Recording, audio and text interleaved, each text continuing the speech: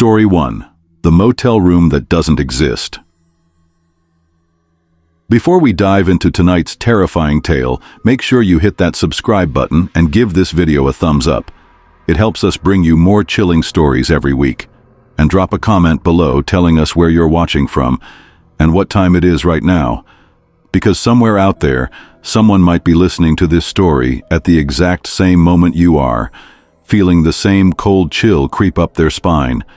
Now, turn off the lights and let's begin. The storm. The night was black as ink, and the rain fell in sheets, hammering the windshield so hard it felt like the sky itself was breaking apart. Daniel Carter gripped the steering wheel tighter, his knuckles white, as his old sedan fishtailed on the lonely two-lane highway. He had been driving for hours through the endless flatness of rural Kansas, heading west toward Colorado for a work conference he didn't even want to attend. The storm had rolled in suddenly, swallowing the moonlight, turning the road ahead into a shifting blur of shadow and water. His GPS, mounted on the dashboard, glitched and stuttered, rerouting again and again before finally going blank. The last thing it had said before dying was, "Turn right in half a mile." But when Daniel slowed, squinting through the rain, there was no visible turn, just an old dirt road half hidden by overgrown grass. Against his better judgment, he took it. The neon sign. The dirt road wound through farmland, past rusting fences and the skeletons of old barns. It felt like he was driving back in time, away from the world of streetlights and cell towers. And then, through the curtain of rain, he saw it, a faint neon glow, blinking weakly in the distance. As he got closer, the shape emerged. An old roadside motel, straight out of the 1950s.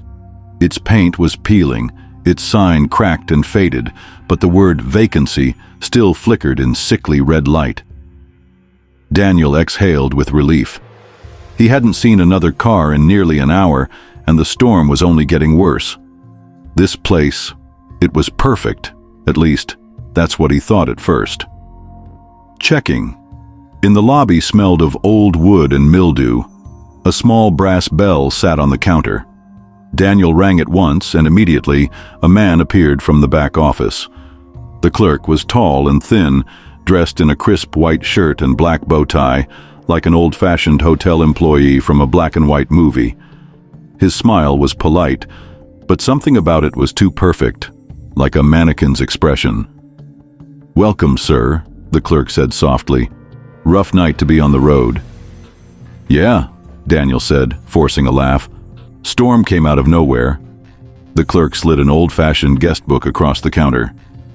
"Just sign here, please. Room 6 is available." Daniel glanced at the page. The previous names were written in elegant, looping handwriting. Too elegant, almost identical, as if the same person had signed every entry. He scribbled his name quickly, then reached for his wallet, but the clerk waved him off. "No charge," he said. "Consider it a courtesy." Daniel frowned. "That's really generous of you." The clerk's smile never wavered. "Enjoy your stay." Room 6. The room was surprisingly clean. Old-fashioned floral wallpaper, a creaky double bed, and a TV that looked like it hadn't been turned on in decades. But the strangest thing was the silence. Even with the storm raging outside, the room felt sealed off, as if the world beyond the walls didn't exist. Exhausted, Daniel collapsed onto the bed without even turning on the lights. Within minutes, he was asleep. The morning after. He woke to sunlight streaming through the curtains. The storm was gone, replaced by a clear blue sky. Stretching, Daniel packed his bag and headed to the lobby to check out. But when he stepped outside, he froze. The neon sign was gone, the parking lot was empty, and where the motel had been just hours before, there was now only a vast, empty field of tall grass. Daniel spun in a circle, heart pounding. His car was still parked on the dirt road. His footprints were visible in the mud, leading nowhere. The motel had simply vanished. The investigation. Back in town, Daniel tried to make sense of what had happened. At a small diner, he asked an elderly waitress if she knew of any motels nearby. Her face went pale. "You didn't stay there, did you?" she whispered. "That place burned down in 1962. Killed everyone inside." Daniel's stomach dropped. "That's impossible. I was there last night. Room 6. The waitress crossed herself. "Room 6 was where it started. Some say it's cursed. Folks disappear out there every few years. Travelers, mostly. They just never come back." Daniel left the diner shaken, but determined to find answers. He returned to the empty field that night, hoping to catch a glimpse of the motel again. And when the clock struck midnight, he did. The return. The motel appeared suddenly, its neon sign flickering to life like a heartbeat. This time, every window glowed with warm, inviting light. Against his better judgment, Daniel went inside. The same clerk was waiting at the counter, but now his smile looked sharper, hungrier. "Mr. Carter," he said smoothly, "so good to see you again." Daniel's breath caught in his throat. "How do you know my name?" "You signed our book," the clerk said, gesturing to the open ledger. And there it was, Daniel's name, written in perfect looping script, just like the others. "You never checked out," the clerk continued, "and our guests never leave." The trap. Daniel bolted for the door, but the lobby twisted around him like a maze. Hallways stretched endlessly, doors multiplying, all numbered 6. The whispers began softly, then grew louder, voices of past guests begging for help, pleading to be freed. Finally, Daniel stumbled into his old room. The TV flickered on by itself. On the screen, he saw himself, lying on the motel bed, sleeping peacefully. Then the image shifted. He was no longer alone. Figures stood around the bed, their faces blurred, their hands reaching toward him. The screen went black, and Daniel understood the truth. He had never left the motel. Not really. The ending. The next morning, a truck driver passing through stopped at the empty field. He noticed something strange, a single muddy footprint, leading to nowhere. And on the wind, so faint it could have been imagined, came the sound of a bell ringing softly, just like the one on the motel's front desk. Story 2. The Church That Rings at Midnight. If you thought the cursed motel was terrifying, our next story takes us far from the American Midwest, to a lonely village deep in the English countryside, a place where the past never truly stays buried, and where a single sound carried through the night air can seal your fate forever. The legend. The village of Black Hollow was the kind of place most maps forgot. Hidden among rolling hills and thick forests, it hadn't changed much in hundreds of years. Stone cottages with thatched roofs lined narrow, twisting streets, and a single cobblestone bridge crossed a river dark as ink. But what truly defined Black Hollow was the church. St. Aurelius's church had stood on the edge of the village since the 14th century. Built of gray stone darkened by centuries of rain, its bell tower rose high above the treetops, a stark silhouette against the ever-cloudy sky. The church had been sealed shut for over 200 years. Its doors were chained, its windows boarded up, its ancient bell removed and hidden away in the village hall. Or so the villagers believed, because every night, precisely at midnight, the sound of a bell could still be heard, deep, resonant, impossible to ignore, and anyone foolish enough to go looking for the source was never seen again. The historian Evelyn Harper had never believed in ghost stories. At 32, she was a respected historian at Oxford University, specializing in medieval architecture and religious folklore. When she heard whispers of Black Hollow's legend, she dismissed them as superstition. But there was one detail she couldn't ignore. The original blueprints for St. Aurelius's church had been lost to history. For a scholar like Evelyn, that was irresistible. She packed her bags, drove for hours through winding country roads, and arrived in Black Hollow just as the sun was setting. The villagers were polite but distant, their smiles tight and wary. When she asked about the church, They exchanged uneasy glances. Finally, an old man at the inn spoke up. "You don't want to go near that place," he warned, his voice low and trembling. "Not after dark. Not when the bell rings." Evelyn smiled politely. "I'm sure it's just local legend." The man shook his head violently. "Legends keep people alive. When the bell tolls, stay inside, bolt your doors, and pray it doesn't call your name." The first night. That night, Evelyn sat by the window of her small rented room, notebook open, camera ready. At exactly 12 a.m., the sound began. A single deep gong, so powerful it seemed to vibrate through the air itself. Then another, and another, 12 in total. Evelyn's breath caught in her throat. The sound was real. It was impossible. There was no bell in the tower. But it was happening. Ignoring the innkeeper's warning, she grabbed her coat and camera and slipped out into the night. The village streets were eerily silent. No lights, no movement. It was as though the entire town was holding its breath. As Evelyn approached the church, the final toll faded into the mist. Her flashlight beam danced across the boarded windows, the rusted chains on the heavy oak doors. She lifted her camera to take a photo and froze. From inside the church, she heard whispering. Inside the church. The whispers grew louder, rising and falling like a strange, haunting chant. Evelyn's heart raced as she pushed on the door. To her shock, the ancient chains fell away with a metallic clatter, as though they had never been locked at all.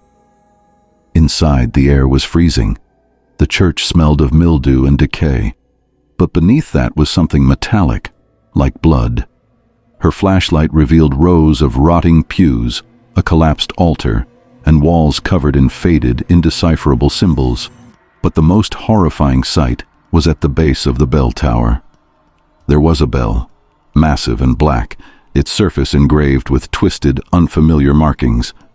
It swung slowly, even though no one was touching it. Each movement made a soft, hollow creak, like the exhale of something alive. Evelyn raised her camera. "This is incredible," she whispered. "No one will believe." The whispering stopped, and a single cold voice spoke from the shadows.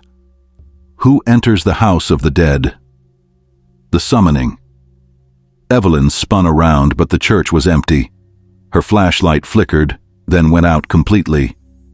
Darkness swallowed her. The voice came again, closer this time.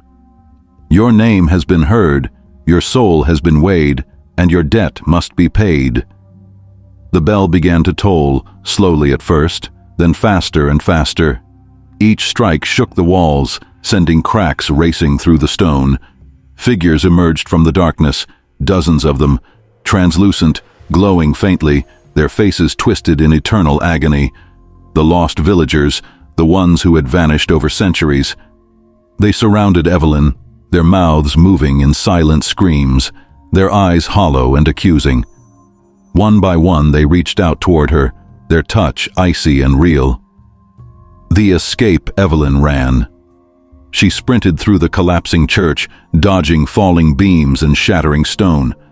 The bell's tolling grew deafening, like the heartbeat of some monstrous creature. At the doorway, she stumbled and fell. When she looked back, the spirits were mere inches away, their hands grasping for her. With a final burst of strength, she hurled herself outside. The moment she crossed the threshold, the church vanished.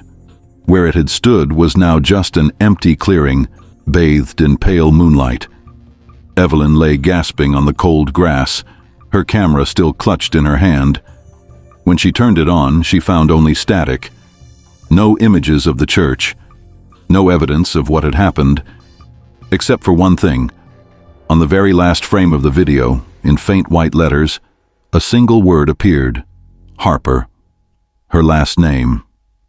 The final toll. Evelyn fled Black Hollow the next morning, driving without stopping until she reached the city. She told no one what had happened. Who would believe her? But that night, as she tried to sleep in her apartment, she heard it. The bell, faint at first, then louder, closer. When the clock struck midnight, her phone lit up with a single unknown message. The bell has tolled. It calls for you.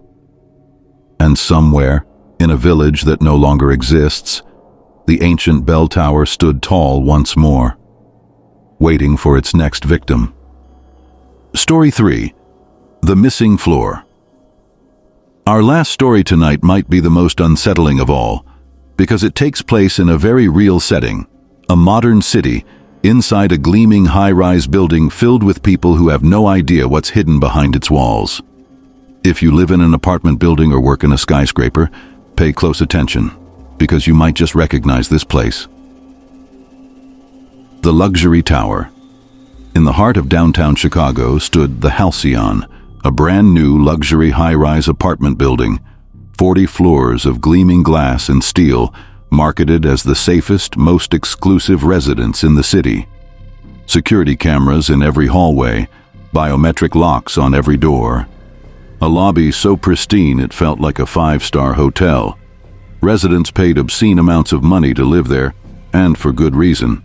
Nothing bad had ever happened inside the Halcyon, at least not officially.